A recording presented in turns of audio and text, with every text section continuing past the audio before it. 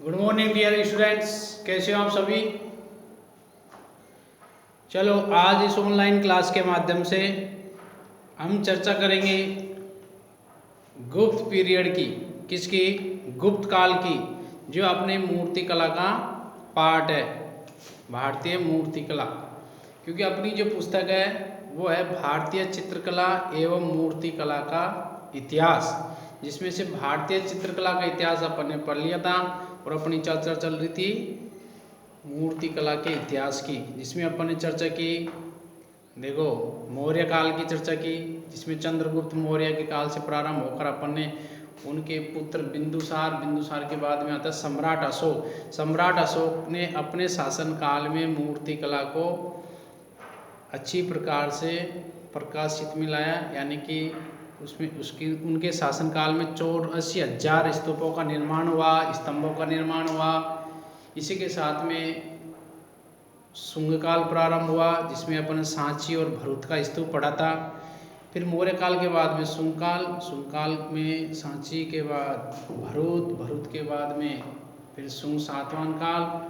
फिर उसके बाद में आता है कुषाण काल में अपन ने पढ़ा था राजा कनिष्क, जिसके समय में सोने के सिक्के चलाए गए। और भगवान बुद्ध की जो आदमकद मूर्तियाँ हैं वो कुषाण काल में बनी। इसी के साथ में कुषाण कालीन मूर्ति कला को दो भागों में बांटा गया, दो शैली पल्लवित हुई। कौन कौन सी? एक मथुरा शैली, दूसरी गांधार शैली। मैंने आपको बताया था कि मथुरा शैली में लाल बलुए पत्थर का उपयोग किया गया है मूर्ति शिल्पों में, और गांधार की जो मूर्ति शिल्प है उनमें काले सलेटी पत्थर का उपयोग किया गया है।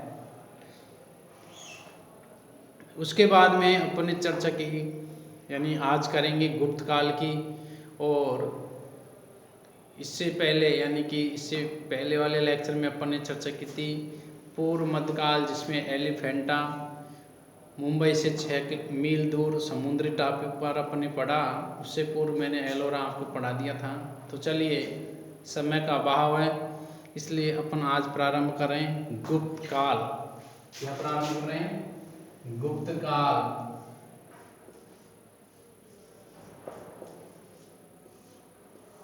देखो, गुप्त काल का जो समय है वो 320 ईस्वी से 600 ईस्वी तक का मानेंगे अपन अपने, क्योंकि अलग अलग किताबों में अलग अलग समय माना गया है, लेकिन अपन को इतिहास जानने की कोई ज़रूरत नहीं है। अपन को केवल 320 से लेकर 600 ईस्वी तक के क्या पढ़ने? मूर्ति शिल्पों के बारे में पढ़ना है। 320 ईस्वी से 600 ईस्वी तक अपन को केवल मात्र 320 से 600 ईस्वी तक का जो मूर्ति शिल्प है उसको पढ़ना है। देखो, 275 ईस्वी के लगभग, कब की बात है? 275 ईस्वी के लगभग, 275 ईस्वी के लगभग, 275 ईस्वी के लगभग गुप्त नामक एक राजा हुआ था। 275 यानी ईसा मसीह का जन्म हो गया, उसके जन्म के 275 साल बाद की बात है कि एक राजा हुआ था। उस राजा का नाम था गुप्त। क्या हुआ था? एक राजा हुआ था और उस राजा का नाम क्या था? गुप्त था। गुप्त। क्या नाम था? गुप्त। तो उस राजा ने एक साम्राज्य की स्थापना की और वो साम्राज्य रहा गुप्त काल। कौन सा काल? गुप्त। यानी गुप्त राजा ने जो साम्राज्य प्रारंभ किया और जब वो शासन काल रहा तो उसको गुप्त काल कहते हैं। लेकिन ये गुप्त काल केवल गुप्त काल के समय में ही परिपक्व अवस्था में नहीं आया, यानी कि इसकी जो पक्की जो नींव थी वो इनके पौत्र ने की थी, यानी इनके बेटे का बेटा, उसको बोलेंगे पौत्र। और उस पौत्र का नाम क्या था? कौन बताएगा? उसका नाम था चंद्रगुप्त। क्या नाम था? चंद्रगुप्त। चंद्रगुप्त। अब देखो, आप चंद्रगुप्त नाम सुनते कंफ्यूज मत हो जाना, क्योंकि चंद्रगुप्त एक पहले भी आया था मौर्य काल में। मौर्य काल में अपन ने पढ़ा था एक चंद्रगुप्त, और उसका पूरा नाम था चंद्रगुप्त मौर्य। चंद्रगुप्त मौर्य। अब देखो, ये मौर्य लगा हुआ है, इसका मतलब ये मौर्य काल का है। यहाँ पे ये जो चंद्रगुप्त आएगा सिंगल, वो मान लो गुप्त काल का है। कौन से काल का है? गुप्त काल का है। यहाँ मौर्य अलग से जुड़ा हुआ है, यहाँ मौर्य नहीं है, तो यहाँ जो गुप्त है तो गुप्त से पहचान लो, यानी नाम के पीछे के अक्षर से पहचान लो। कहने का मतलब ये चंद्रगुप्त है तो गुप्त वंश का हो गया, ये चंद्रगुप्त मौर्य है तो मौर्य वंश का हो गया। पहचानने में आसानी रहेगी। चलो बहुत बढ़िया।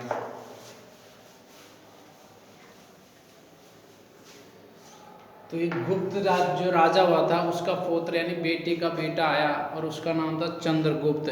तो इस चंद्रगुप्त ने गुप्त साम्राज्य की नींव को क्या कर दिया? पक्का कर दिया।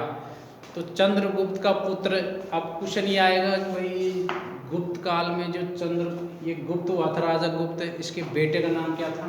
तो देखो पहले आया गुप्त, ठीक है, 1 नंबर पे गुप्त हो गया। अब इसका जो बेटा था उसका नाम था समुद्रगुप्त।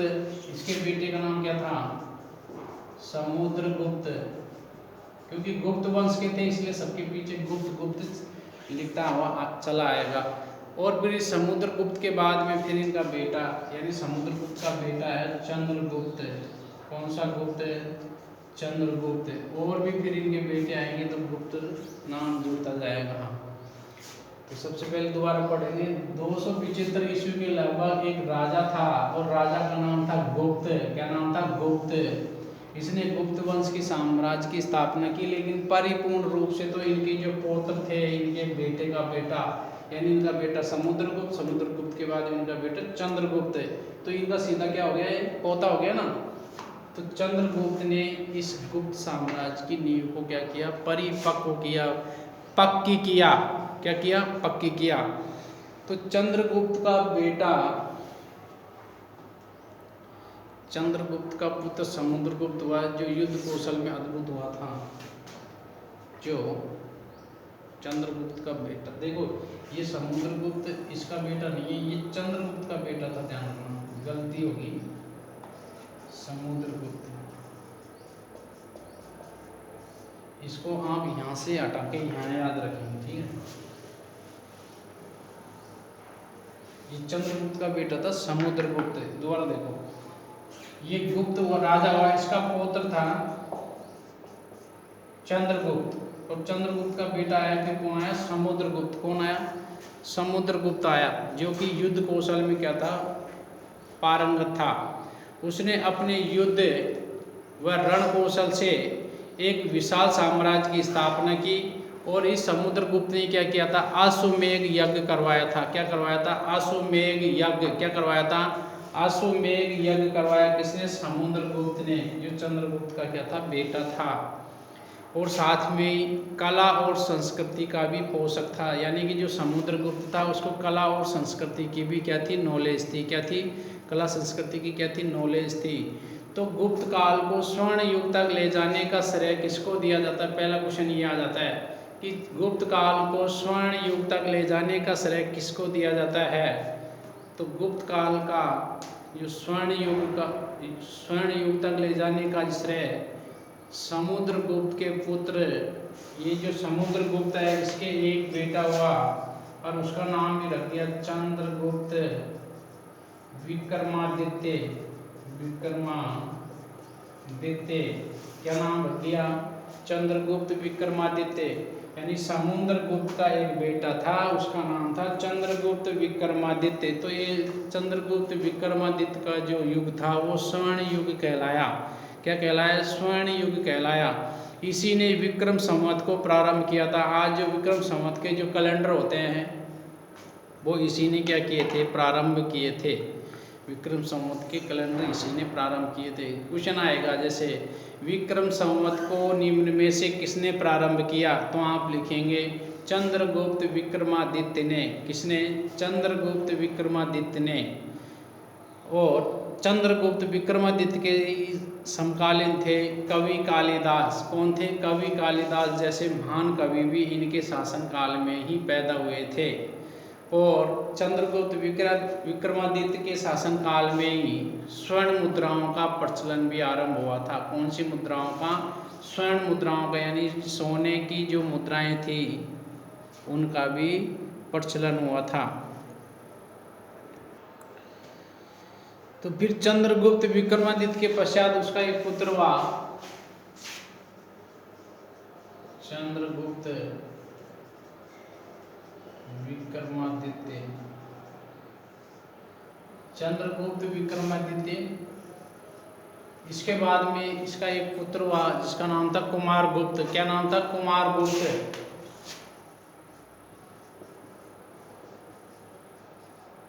कुमारगुप्त था। क्या नाम था? कुमारगुप्त। और इस कुमारगुप्त ने भी बहुत समय तक क्या किया था? शासन किया था, यानी कि अच्छा राजा था।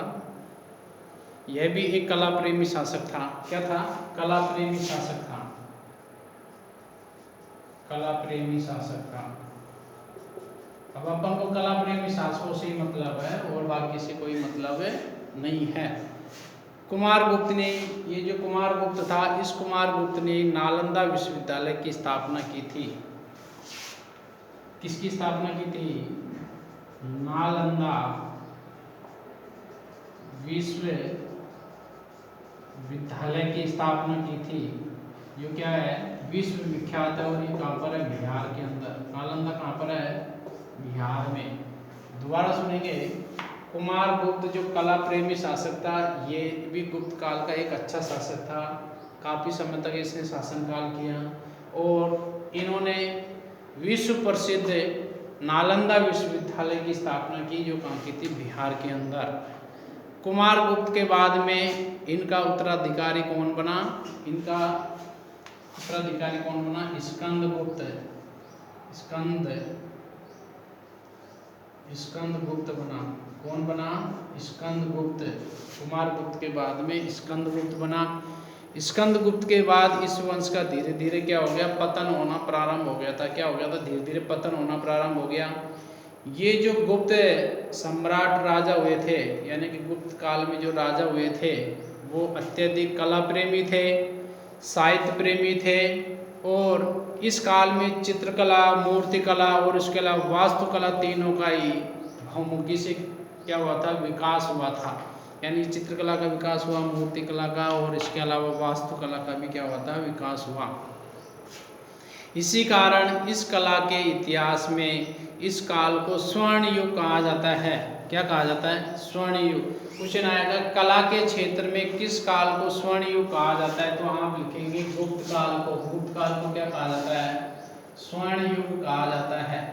किस क्षेत्र में? कला के क्षेत्र में। किसके क्षेत्र में? कला के क्षेत्र में। इस काल में अनेक बौद्ध स्तूपों का निर्माण हुआ, स्तंभों का निर्माण हुआ, विहारों का निर्माण हुआ और गुहा मंदिरों का भी निर्माण हुआ। यानी कि आपने देखा होगा पहाड़ों पे बहुत सारे मंदिर हो, बहुत ऊंचे ऊंचे होते हैं, जिनको बनाने का कोई मतलब ही नहीं होता। अपन 100-200 सीढ़ियों को चढ़ के वहाँ जाना पड़ता है। वहाँ जाकर देखते हैं छोटा सा मंदिर है और कोई लेना का देना नहीं है, लेकिन वो भी राजाओं ने एक दूसरे ऐसे छुपते हुए बनाया है ताकि कोई भी दुश्मन उनको नष्ट नहीं कर सके। तो ये सब किस काल में हुआ? गुप्त काल में हुआ। इस काल की अनेक बुद्ध मूर्तियाँ भी प्राप्त हुई हैं। अनेक बुद्ध मूर्तियाँ भी हमें गुप्त काल की प्राप्त होती हैं। अब पढ़ेंगे अपन गुप्त काल के विषयों के बारे में कि कौन कौन से विषय से संबंधित, कौन कौन से धर्म से संबंधित चित्र प्राप्त हुए, मूर्ति प्राप्त हुई है, उनके बारे में।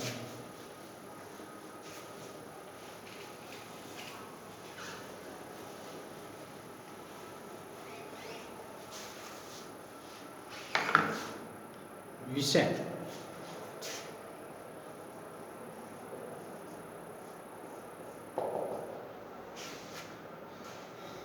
विषय में पढ़ेंगे कि इस काल का, कौन से काल का? गुप्त काल का। गुप्त काल का जो प्रमुख धर्म था वो कौन सा था? बौद्ध। कौन सा था? बौद्ध धर्म। इस काल का प्रमुख धर्म कौन सा था? प्रमुख धर्म कौन सा था? बौद्ध धर्म था। बौद्ध धर्म जो भगवान बुद्ध को मानते हैं वो बौद्ध धर्म। कौन सा था प्रमुख धर्म? बौद्ध धर्म। क्वेश्चन ये आ सकता है कि गुप्त काल में कौन सा धर्म अपनाया गया? तो आप लिख देंगे बौद्ध धर्म। कौन सा? बौद्ध धर्म। भगवान बुद्ध की पूजा उपासना होती है बौद्ध धर्म के अंतर्गत। गुप्त काल में इसके अलावा और अनेक शैव धर्म, वैष्णव धर्म और जैन धर्म से संबंधित उदाहरण भी हमें आज प्राप्त होते हैं। कौन से? शैव धर्म, वैष्णव धर्म और उसके अलावा जैन धर्म के। यानी प्रमुख रूप से तो कौन सा था? बौद्ध धर्म था। इसके अलावा शैव धर्म और कौन सा? जैन धर्म और कौन सा? वैष्णव धर्म। वैष्णव धर्म आदि धर्मों को मानने वाले भी यहाँ प्रमुख उदाहरण हमें प्राप्त होते हैं। इसी के साथ में रामायण और महाभारत की कथाओं से संबंधित भी कई शिल्प इस समय के प्राप्त होते हैं। किसकी से संबंधित? रामायण और महाभारत के। किसके? रामायण व महाभारत। रामायण व महाभारत, रामायण और महाभारत की कथाओं से संबंधित भी कई चित्र शिल्प भी इस समय में बनाए गए थे, जो हमें गुप्त काल से प्राप्त होते हैं। अन्य धर्मों से संबंधित शिल्पों में जैसे कि बौद्ध धर्म था, शैव धर्म, जैन धर्म, वैष्णव धर्म।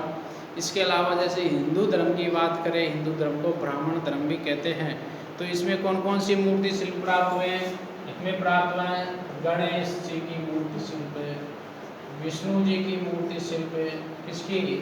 गणेश जी की मूर्ति शिल्प, विष्णु जी की, दुर्गा की, दुर्गा माता, शेष साई विष्णु की, शेष साई विष्णु की मूर्ति भी हमें प्राप्त हुई है। इसके अलावा और कौन सी मूर्ति प्राप्त हुई है? इसके अलावा एक मुखलिंगी, एक मुखलिंग, एक मुख लिंग भी हमें इस काल का ही मिलता है। इसके अलावा और अन्य देवी देवताओं के भी मिले हैं, यक्ष यक्षिणियों के मिले हैं, द्वारपालों के भी मिले हैं। किसके? द्वारपाल, द्वारपाल, यक्ष यक्षिणियों के,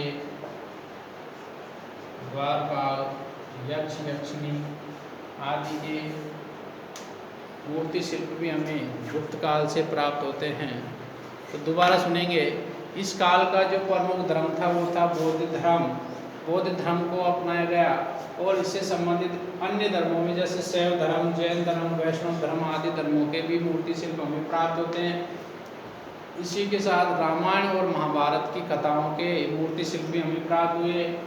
गणेश, विष्णु, दुर्गा, शेषाय विष्णु, एक मुखलिंग, द्वारपाल, यक्ष यक्षिणी आदि के मूर्ति शिल्प भी हमें कहाँ से प्राप्त हुए? गुप्त काल के ही जान पड़ते हैं। यानी प्राप्त तो बाद में हुए लेकिन ये गुप्त कालीन माने जाते हैं। इसी के साथ में हम इसकी स्टाइल यानी शैली के बारे में चर्चा करेंगे। किसके बारे में? शैली के बारे में।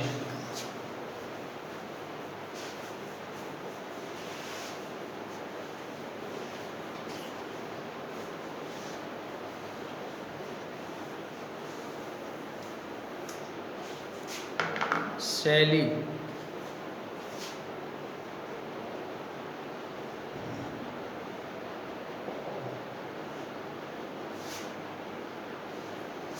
देखिए, गुप्त काल की जो मूर्तियां हैं वो प्रमुखतया मथुरा और सारनाथ के केंद्रों से प्राप्त होती है।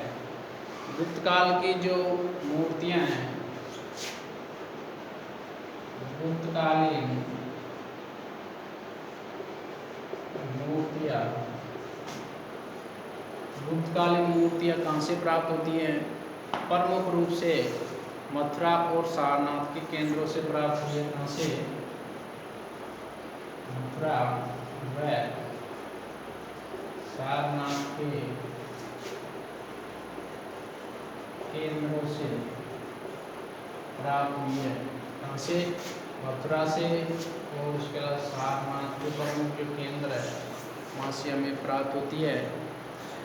अधिकतर स्त्री और पुरुष मोतियों की मालाएं पहने हुए दिखाए गए हैं। अधिकतर स्त्री पुरुषों को मोतियों की मालाएं पहने हुए दिखाया गया है। इस काल की मूर्तियाँ जो बनी हुई है मूर्ति शिल्प, उनमें शास्त्रों के नियम के आधार पर उनको बनाई गई है। किसके आधार पर? शास्त्रों के नियम के आधार पर इनको बनाई गई है। ये मूर्तियाँ चुनार के जो बादामी रंग का एक भूरा पत्थर होता है, या कहेंगे अपन बलुआ पत्थर से निर्मित की गई है। पूछना आएगा कि गुप्त काल की जो मूर्तियाँ हैं वो किस पत्थर से निर्मित हैं, तो आप लिखेंगे चुनार के बादामी रंग के भुरभुरे पत्थर से अथवा बलुआ पत्थर से बनाई गई है, अथवा किससे बनाई गई है, बलुआ पत्थर से बनाई गई है। भगवान बुद्ध की खड़ी और बैठी हुई दोनों ही प्रकार की प्रतिमाएं भी हमें कहाँ से प्राप्त होती हैं, गुप्तकालीन प्राप्त होती है, जो हमें बिहार से भी प्राप्त हुई है और उसके अलावा मथुरा से भी प्राप्त हुई है। इसके अलावा मिट्टी की और धातु की भी मूर्ति हमें प्राप्त होती है। गुप्त काल में सोने के सिक्कों का प्रचलन आरंभ किया गया था। गुप्त काल में सोने के सिक्कों का प्रचलन आरंभ किया गया था, जिस पर शासक के मुख यानी मुख्य आकृति शासक का फेस खुदा हुआ था। क्या खुदा हुआ था? शासक का, यानी जिस शासक के समय में बनाए गए थे ये सिक्के, तो उसकी फ़ोटो भी उस पर छपी हुई थी। क्या छपी हुई थी? फ़ोटो भी छपी हुई थी। ये स्वर्ण मुद्राएं भी उस समय की कला की अत्यंत उत्कृष्ट उदाहरण कही जा सकती है। कौन से काल की? गुप्त काल की। अब गुप्त काल की प्रमुख बुद्ध मूर्तियों के बारे में अपन चर्चा करेंगे। गुप्त काल में प्रमुख बुद्ध मूर्तियाँ कौन कौन सी थी, तो लिखेंगे गुप्तकालीन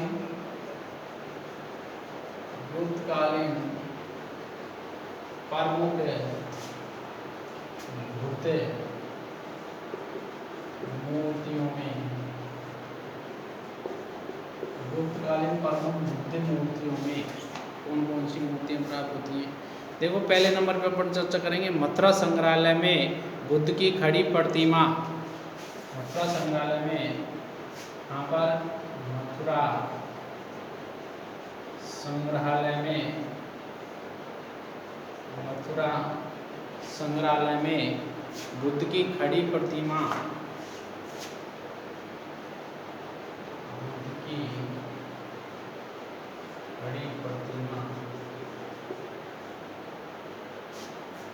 मथुरा संग्रहालय में बुद्ध की खड़ी प्रतिमा कहाँ से प्राप्त हुई है? गुप्तकालीन प्राप्त हुई है। इसके अलावा सारनाथ संग्रहालय में बुद्ध की बैठी हुई प्रतिमा, सारनाथ संग्रहालय कहाँ है? वाराणसी यूपी में। सारनाथ के संग्रहालय में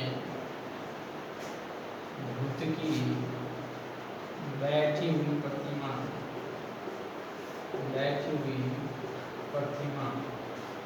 सारनाथ के संग्रहालय में बुद्ध की बैठी हुई प्रतिमा कहाँ से प्राप्त हुई है? सारनाथ कहाँ पर है? वाराणसी यूपी में है। और ये मूर्ति है, ये धर्म चक्र प्रवर्तन मुद्रा में है। कौन सी मुद्रा में है? धर्म चक्र प्रवर्तन मुद्रा, धर्म चक्र प्रवर्तन मुद्रा में बनाई गई है। इसके अलावा तीसरे नंबर की जो मूर्ति शिल्प है वो ताम्र की बुद्ध मूर्ति है। कौन सी है? ताम्र की, ताम्र यानी तांबे की। कौन सी है? ताम्र की बुद्ध मूर्ति। कौन सी है? ताम्र की बुद्ध मूर्ति। ये जो मूर्ति है ये 7 फीट ऊंची है। कितनी है? 7 फीट ऊंची है। और ये सुल्तानगंज से प्राप्त हुई है। ये कितनी ऊंची है? 7 फीट ऊंची है। और ये कहाँ से प्राप्त हुई है? सुल्तानगंज से, सुल्तानगंज से प्राप्त हुई है। कहाँ से प्राप्त हुई है? सुल्तानगंज से प्राप्त हुई है। और अभी ये बर्मिंघम संग्रहालय में सुरक्षित है। कहाँ पर है? बर्मिंघम संग्रहालय में, बर्मिंघम संग्रहालय में सुरक्षित है।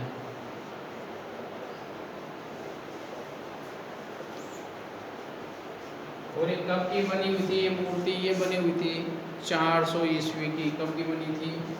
400 ईस्वी की। कब की बनी हुई थी?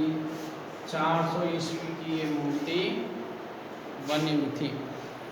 दोबारा देखेंगे एक बार। गुप्तकालीन प्रमुख बुद्ध मूर्तियों में पहले नंबर पे मथुरा संग्रहालय में बुद्ध की खड़ी प्रतिमा, सारनाथ के संग्रहालय में बुद्ध की बैठी हुई प्रतिमा जो धर्मचक्र परिवर्तन मुद्रा में है। तीसरा नंबर है तांबर की बुद्ध मूर्ति जो 7 फीट ऊंची है, सुल्तानगंज से प्राप्त हुई है, बर्मिंघम संग्रहालय में सुरक्षित है। और ये कब की बनी हुई थी? 400 ईस्वी की ये मूर्ति बनी हुई है। कब की बनी हुई है? 400 ईस्वी की। अब अपन थोड़ा सा अंतर देखते हैं कि कुषाणकालीन मूर्तियों में और गुप्तकालीन मूर्तियों में, यानी कुषाण काल की जो बुद्ध मूर्तियाँ हैं और गुप्त काल की जो बुद्ध मूर्तियाँ हैं उनमें क्या अंतर है। तो देखिए कुषाण काल की बुद्ध मूर्तियों में कि मूर्तियाँ चारों ओर से कोर कर बनाई गई है। मूर्तियाँ चारों तरफ से क्या कर रखी है? कोर कर, यानी गढ़कर बनाई गई है चारों तरफ से। ये तो कुषाण काल की मूर्तियों की बात हो गई। इसी के साथ में अगर गुप्त काल की मूर्तियों की बात करें तो गुप्त काल में केवल सामने से दिखाई जाने वाली मूर्तियों को ही निर्मित किया गया है। दूसरे नंबर पर कुषाण काल की जो मूर्तियां हैं उनमें बुद्ध की मूर्तियों को चपटी नाक, चौड़े मुखमंडल तथा भारी शरीर अंकित किया गया है, जबकि गुप्त काल में नुकीली नाक बनाई गई है, गोल भरा हुआ मुखमंडल बनाया गया है। इसी के साथ में सुंदर और कोमलता के लिए हुए नाक, नक्षत्र आदि का उपयोग भी किया गया है। कुषाण काल की मूर्तियों में यदि हम बात करें तो कुषाण कालीन बुद्ध मूर्तियों में जो सर है वो बिल्कुल मुंडा हुआ है, यानी कि सिर पर एक भी बाल नहीं है, बल्कि गुप्त कालीन मूर्तियों के सिर पर घुंघराले बाल बनाए गए हैं। अंतर पता चल गया। इसी के साथ में कुषाण कालीन बुद्ध मूर्तियों में पीछे का जो प्रभामंडल है वो बिल्कुल सादा बनाया गया है, यानी कि कुषाण काल में जो बुद्ध की मूर्तियाँ हैं उनमें प्रभामंडल सादा बनाया गया है, जबकि गुप्त काल में प्रतिमा के पीछे का जो प्रभामंडल है उसको सुंदर सजावट के रूप में बनाया गया है, अलंकरण युक्त बनाया गया है। गुप्तकालीन बुद्ध की जो मूर्तियां हैं, यानी कुषाण काल में जो बुद्ध प्रतिमाएं हैं वो अभय मुद्रा में दिखाने के लिए उनका जो दाहिना हाथ है उसको कंधे की सीध में इतना ऊपर उठा हुआ दिखाया गया है, जबकि गुप्तकालीन जो बुद्ध मूर्तियां हैं उनके हाथों को केवल कोहनी तक सीधा ऐसे उठा हुआ दिखाया दिया गया है। गुप्त काल में जो अभय मुद्रा में हाथ है वो इतना है, इतना, और कुषाण काल में जो बुद्ध का जो हाथ है अभय मुद्रा में आशीर्वाद देते हुए वो इतना ऊंचा है। कुषाण कालीन बुद्ध मूर्ति में जो बुद्ध जी हैं वो सीधे खड़े दिखाई देते हैं, जिसमें खड़े होने की जो मुद्रा में किंचित कठोरता से आ गई, बिल्कुल ऐसे सीधे खड़े हुए, सीना तान के खड़े हुए, किसमें? कुषाण काल में। जबकि गुप्तकालीन बुद्ध मूर्तियों में भगवान बुद्ध का जो खड़े होने का जो ढंग है वो अत्यंत सहज है, जिसमें से जैसे कि एक पैर आगे की ओर निकाला हुआ या घुटना कुछ बाहर निकला हुआ, उसके ऊपर ऐसे हाथ रखा हुआ, कुछ भी इस प्रकार के स्टाइलिस्ट बनाए गए हैं। इसके बाद अपन पढ़ेंगे गुप्तकालीन ब्राह्मण धर्म की मूर्तियाँ। क्या पढ़ेंगे? गुप्तकालीन ब्राह्मण धर्म की मूर्तियाँ।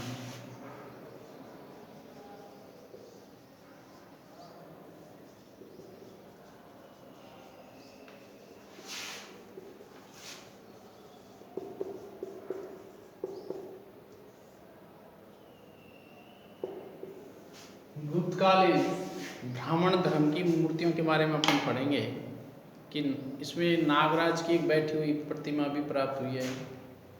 नागराज की बैठी हुई एक प्रतिमा भी प्राप्त हुई है, जो अजंता की 19वीं गुफा से प्राप्त होती है। कहाँ से? 19वीं गुफा से प्राप्त होती है, ये गुप्तकालीन थी। इस प्रतिमा में नागराज के समीप ही उसकी रानी भी बैठी हुई है और वे एक शिला पर आसीन है, मोतियों के अलंकरण धारण किए हुए हैं, माथे पर एक अत्यंत कलापूर्ण मुकुट भी पहना हुआ है, जिसके पीछे सर्प के 7 फन भी बनाए गए। इसके अलावा कार्तिकेय की एक प्रतिमा भी प्राप्त हुई है जो गुप्तकालीन है। ये कला भवन काशी में रखी हुई है। इसी के साथ में लोकेश्वर शिव की एक मूर्ति प्राप्त हुई है। यह मूर्ति सारनाथ संग्रहालय में रखी हुई है। चौथे नंबर पे एक मूर्ति मिली है जिसको शेषशाही विष्णु की मूर्ति कहा गया है, जो देवगढ़ के एक मंदिर से प्राप्त की गई प्रतिमा है। कहाँ से प्राप्त हुई है? देवगढ़ के एक मंदिर से प्राप्त हुई है। मूर्ति का नाम है शेषशाही विष्णु और ये गुप्तकालीन है। इसके अलावा 5वें नंबर की जो मूर्ति प्राप्त हुई है, गोवर्धन धारी कृष्ण प्राप्त हुआ है। यह मूर्ति भी काशी के एक टीले से प्राप्त हुई है। कहाँ से प्राप्त हुई है? काशी के एक टीले से प्राप्त हुई है। अभी यह मूर्ति बनारस संग्रहालय में सुरक्षित है। और 6ठे नंबर पे एक मूर्ति मिली है जिसको वराह अवतार की मूर्ति कहते हैं। ये मूर्ति बेलसा के पास में उदयगिरी की पहाड़ियों से प्राप्त हुई है। ये था आज आपका गुप्त काल की मूर्ति शिल्पों से संबंधित। बाकी की चर्चा हम नेक्स्ट लेक्चर में करेंगे। आज थोड़ी तबीयत डाउन है। जय हिंद जय भारत।